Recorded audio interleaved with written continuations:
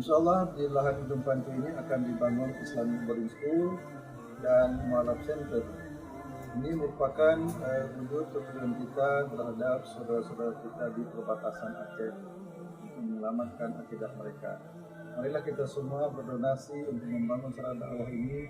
Mudah-mudahan Allah membukakan pintu surga untuk kita semua.